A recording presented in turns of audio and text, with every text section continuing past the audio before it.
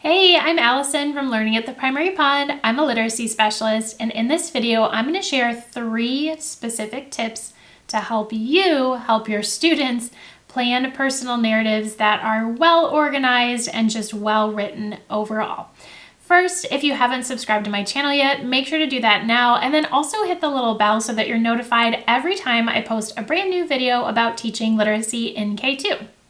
Okay, so first of all, what are personal narratives? Well, sometimes they're called small moment stories as well, but a personal narrative is a type of narrative writing. It's a story about someone's life. Usually, the personal narrative is you're writing about your own life, and it typically includes a beginning, a middle, an end, and then eventually, although like our K1 kiddos might not be there quite yet, eventually it's nice to have a plot with, a setting, different characters, problems, solution, dialogue. Of course, we have to work up to all of that if we're talking about, teaching this to little ones.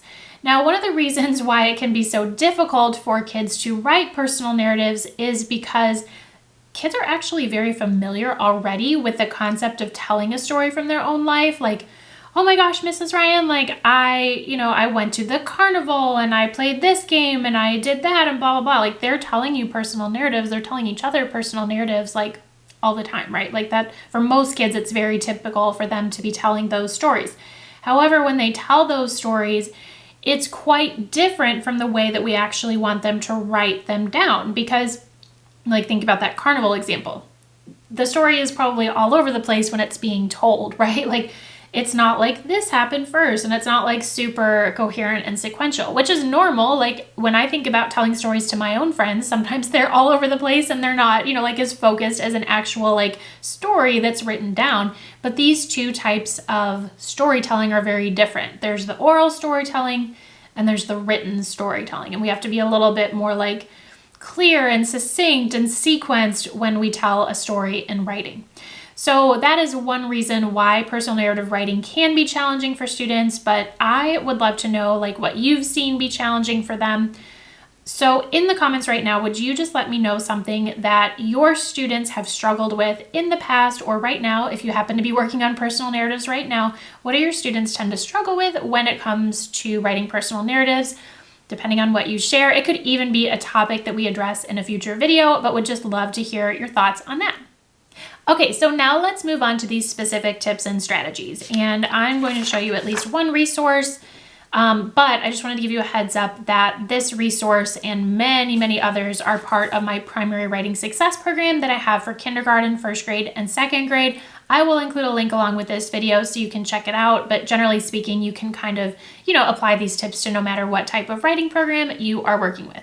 Okay, so tip number 1, when you're having your kids brainstorm, remember that when they, choose a topic, it doesn't have to be fancy or exciting. Everyday experiences are perfect for personal narratives. So a really helpful tip to get them going on what am I even going to write about is to start with a seed emotion. You think about a seed like something you plant and something grows from it, right? So with a seed emotion, have them think about what are some times when I was really happy, or what are some times when I was really scared or angry. You could just have them focus on one emotion at a time, and they could even do a web where, they have scared in the middle and then they have some bubbles coming out different times that they were scared, and they could draw in that web. It doesn't have to be anything written out.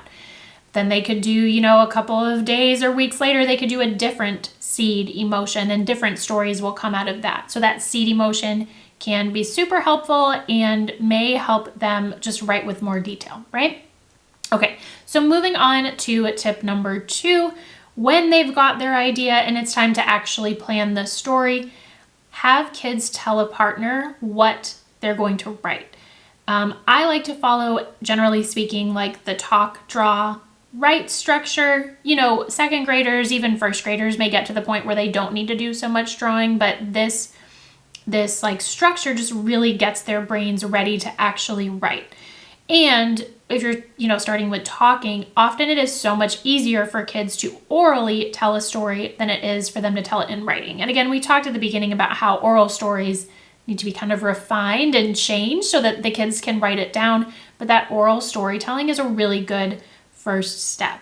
So have them do the oral storytelling, and you can also teach them to ask each other probing questions like, tell me how you felt when that happened, or where did this take place? So to kind of like have their partner help them get at like setting, characters, character feelings in the story, just so that kids are beginning to think about a little bit more detail, which will then eventually translate to their writing.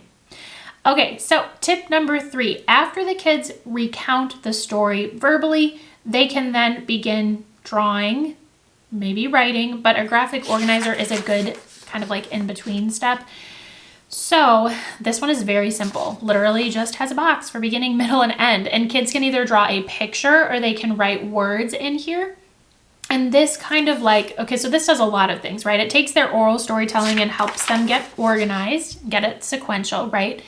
And then also it helps them see, and you might have to support them in seeing this, but it helps them see like, are there any gaps? Do they not really have a middle, or do they not really have an ending? So, just having this very simple structure can go a long way in getting more detail in their story, making sure that they're sequential, and then also like, looking for any gaps that might be present.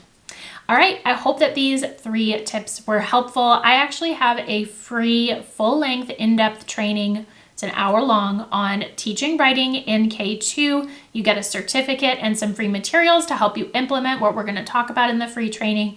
I will include a link along with this video so that you can get access to that. Thanks so much for watching. Again, I hope this was helpful. Don't forget to hit the like button, subscribe, and I will see you in the next video.